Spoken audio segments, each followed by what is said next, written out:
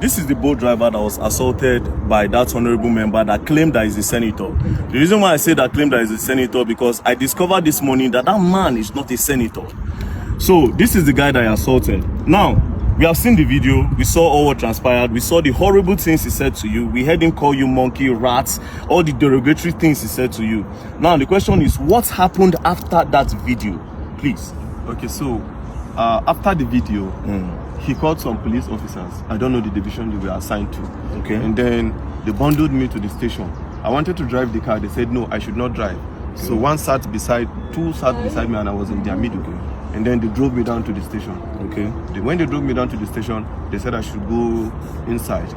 I had calls. They didn't allow me to take my calls. Okay. So they were not asking what happened. They didn't ask me. They were asking people that were not there, the police officers. And then the police officer quickly said, I went to Honorable's house and I was fighting the Honorable. I kept mute. Did you show them the video? I have not shown anybody the video as at that time.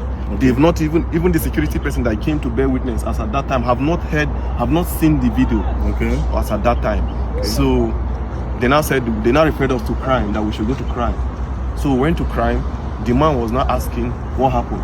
As I was explaining, initially I didn't explain. The man now said he cannot actually hear from one side. The other person has to come to actually give his own side of the story.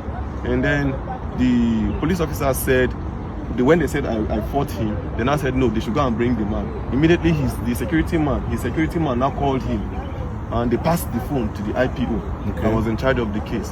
And then the IPO was now talking to him on the phone and stepped out of the office where we were. And after some time, he came back and said he wants to go and do investigation at the Honorable's house. Okay, the IPO left you at the station and said he wants to go. Which station was this? Maitama police station. So it happened within Maitama? It happened within Maitama. Okay, so the IPO left you at the station and went to the Honorable's house. Okay. And then after, they kept me there for over 2 hours. I was behind, I was at the counter. I was not detained though. They kept you behind the counter? They kept me behind the counter. And then after 2 hours plus, he came back. And then he was now like, why did I record the video? Why did I now change that for you? He was not trying to change the narrative. And I asked him, is there a part of the law that says I cannot record what somebody is doing to me? He was becoming a threat to me. And I had to take evidence so that people will know where I am. By this time, was the honorable member there? He wasn't there. He was at home? He was at home. So then I gave me a form to fill, to write my own statement as to what happened. As I was writing, the honorable I came. And then when he came, he started talking and he was shouting. Even at the station? Even at the station. He was calling you names? Calling me names. Like, I still kept mute and I was looking at him. So my colleagues were talking to him. Me, I've already had my own fair share of trauma from him. I don't want to actually have any engagement or any encounter with him. I just went to one corner and I sat down. And I was listening to everything he was saying. All the names he was calling me. You common boat driver, you're a poor man, you have pride in your poor, you have this, you have that. I kept mute. I said, so the problem you have now is a poor man cannot speak, that I'm in Nigeria and I shouldn't be treated as a foreigner in this country. As I'm from Delta State and I cannot be treated, I cannot have you treat me like a foreigner in my own. Now, when did you leave the station? I left the station at about, I think some minutes to 3 or so. Where's your car? My car is still at the station. So the police collected your car? They collected my car. And you left the station this morning? Yeah, I left the station. Was the honorable member detained? He wasn't detained. They let him go? They let him go. That's really, really sad. Now, I want to ask you a question. The woman that sent you that message, do you know her name? I didn't know her name per se. Do you know her business name? I don't know her business name. It was a request. But I think I checked from my boat app. I think the last request that came in when I tried calling from the app, it was, I think, Gloria. Gloria? Yeah. Because she said something in that video. She said something like, and do you know who he is? She was also supporting him. That's why I'm asking you that if you know who she is. Now, what did you go and deliver to him? What even really happened? Just give me a brief summary of what happened before that video. Okay, before the video, I actually got a request on boat. Okay. Right? I was closing already because I needed to resume work this morning at 8:30. Okay. So I was closing at 9:10. I said, let me just quickly go home so that I can have enough rest. So I got this request to Maitama. I felt it was a normal request. And then she told me, no, that it's not a request, that I'm picking something up from a garden.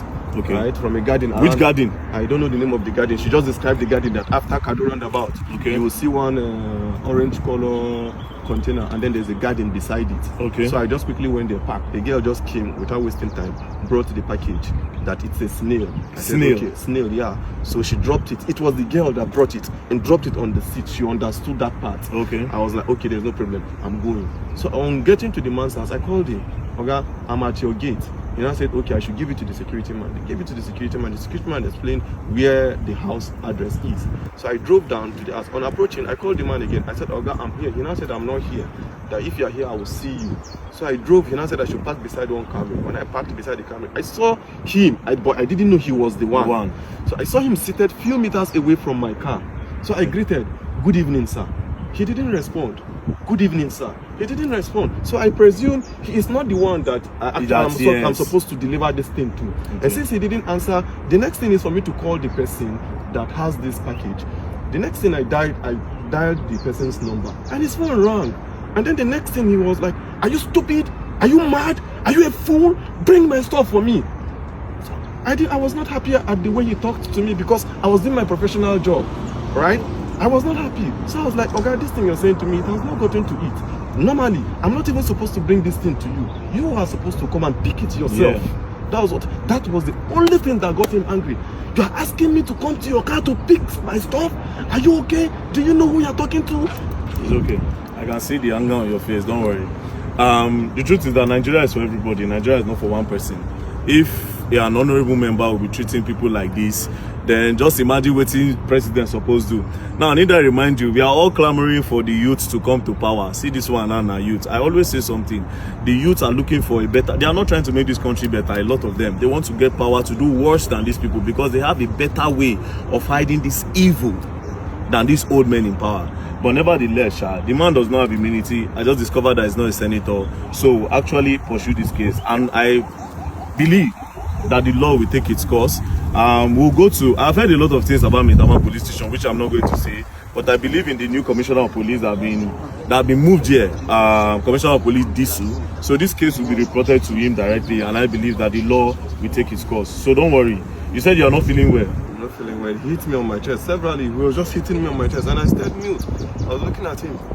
So when he was becoming much of a threat to me, initially I did not record because I didn't go there with intention of fighting. If I went there with another motive, I would start recording from the very beginning. It was when he was becoming a threat, when he said he would pay 50 million naira and then they would delete me. And look at me, this cheat. He was just calling me all sorts of names. You pay 50 million and they will delete you. He will pay 50 million naira to somebody, to people, and then they will kill me and nobody will say anything. And when I noticed he was actually, this thing is becoming what I never expected, I quickly brought out my phone and you recorded. And I started recording. Don't worry, we'll go and write a petition and we'll take it up. Oh, Allah, more they go.